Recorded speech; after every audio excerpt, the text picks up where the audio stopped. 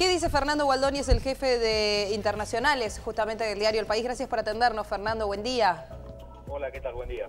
Bueno, ¿cómo cayó allá? Decíamos, seguramente con problemas más importantes, no le han dado demasiada dimensión a lo que dijo la presidenta de la Nación. ¿Cómo cae cuando se escucha? ¿Tuvo repercusión? ¿No la tuvo? No, la verdad es que no le dimos mucha importancia. Como ayer, te imaginas, fue un día muy complicado y con muchísima información local. Pues ese tipo de comentarios, yo lo vi en la agencia EFE, la verdad. Ni siquiera lo comentamos con el corresponsal que tenemos ahí. Son cosas que realmente, le comentaba a tu compañera antes, no merece ni la pena hablar 2 minutos, ¿no? Porque la verdad es que es una cosa increíble, ¿no? Que imagínate que tú imaginas al presidente del gobierno español llamándole pelado a Timerman, es decir, es como totalmente fuera de tono y fuera de lugar, es una desubicación bastante grande, la verdad es que no vale la pena entrar en eso, ¿no? Aquí está nuestro especialista en política internacional, Alfredo Casado. Fernando te está escuchando también. ¿Cómo estás, Fernando? Vamos a lo más importante, que me parece que es la situación en España, el recorte, y sobre todo quería preguntar si algunas de las medidas que sabemos va a afectar claramente a los ciudadanos españoles. Hoy hablaba, ¿hay alguna medida de todas estas que afecte claramente a los sectores más poderosos que dieron origen a toda la crisis? Mira, esto, como ya lo sabes, de crisis que hemos tenido en Argentina, es una cadena. ¿De qué manera puede afectar? Bueno, afectan en lo que son las ayudas a la banca, sí afectan porque van a estar vigiladas directamente desde Bruselas, ¿no?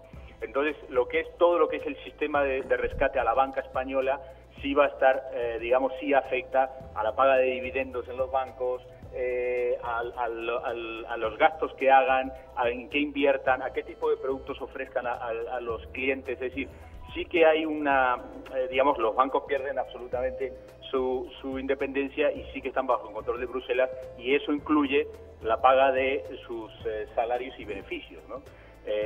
Si te referís a la banca en concreta. Después, el resto de medidas afecta a toda la población española, a todos los que viven aquí, sean españoles o no, residentes legales, que se te sube el IVA, te quitan la deducción de la vivienda, es decir, muchísimas cosas con las que hasta ahora uno cuenta, ¿no? Incluso yo mismo.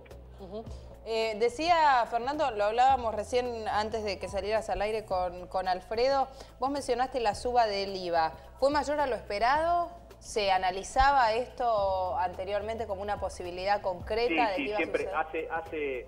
hace bastante tiempo que estamos esperando la subida del IVA, más o menos en torno a lo que es el IVA en todo el resto de la Unión, sobre todo la zona euro, de la Unión Europea, pero en la zona euro en concreto.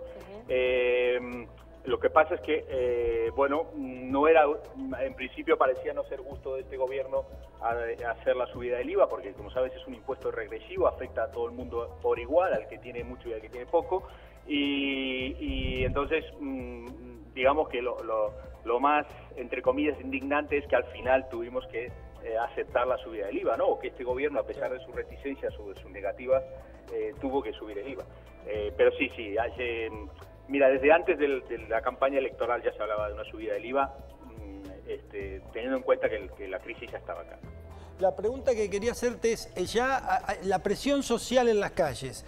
Los mineros llegaron a Madrid, hubo incidentes. Pregunto, ¿qué puede pasar con una gran movilización obrera que creo ya está prevista para el 19, con los grandes sindicatos, comisiones obreras y la UGT? Hay un clima pesado, la gente, hay clima de indignación. No hablo de los indignados, hablo ya de todos los sectores del trabajo, públicos, privados, con las pérdidas sociales que van a tener. Claro, mira, las sensaciones son mixtas, ¿no?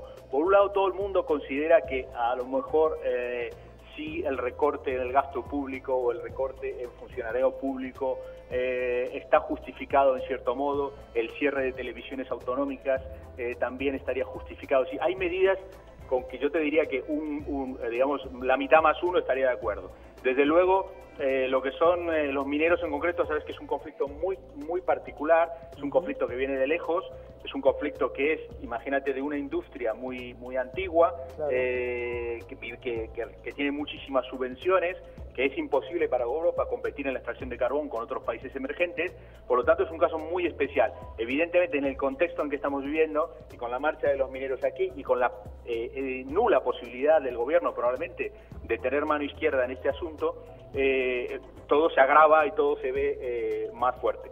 Desde luego vendrá, lo que nos espera ahora es un periodo largo de incertidumbre laboral y social, muchísimas manifestaciones, por supuesto, no solo desde el punto de vista de las centrales obreras, sino también de sectores en concreto. Habrá huelga de taxistas, el sector de la sanidad y el sector de la educación por su cuenta también, desde luego, reprochan muchísimo los recortes que está haciendo el gobierno. Es decir, que la inestabilidad en los próximos 2 años, por lo menos como mínimo, va a ser constante, ¿no? Tengo una consulta más que es económica.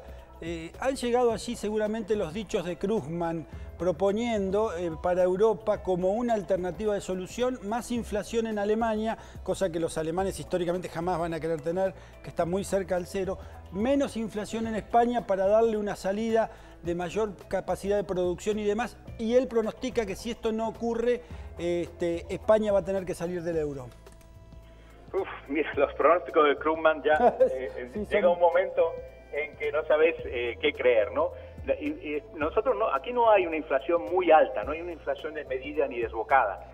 Probablemente, si es por un español o un consumidor español, a lo mejor lo que esperas es un poquito que el BCE, más que Alemania y la inflación, es que el Banco Central Europeo te eche una mano. Y a lo mejor sí te diría que el otro día, cuando bajaron los tipos de interés, esperábamos un poquito más, ¿no? Porque los estadounidenses los tienen más bajos, los japoneses los tienen súper bajos. Es decir, a lo mejor sí se espera más, te diría que se espera más del Banco Central Europeo de Frankfurt que del gobierno alemán en concreto. Claro, seguro. De Merkel no se puede esperar ya mucho, ¿no? Bien, bueno. Y además porque Merkel ya entra en una fase electoral, es decir, en claro. Alemania, ya encima ahí, después de haber pedido la mayoría de los Länder, ya ahora entra en un periodo electoral propio, con un SPD un poco más fortalecido, es decir, con los socialdemócratas alemanes. Entonces, para ella, a lo mejor, después de finales de año, toda la mirada va a ser interna, ¿no? Muy claro. Vista desde dentro y ver un poco cómo la crisis les afecta, ¿no? Y desde luego, como en todo el mundo,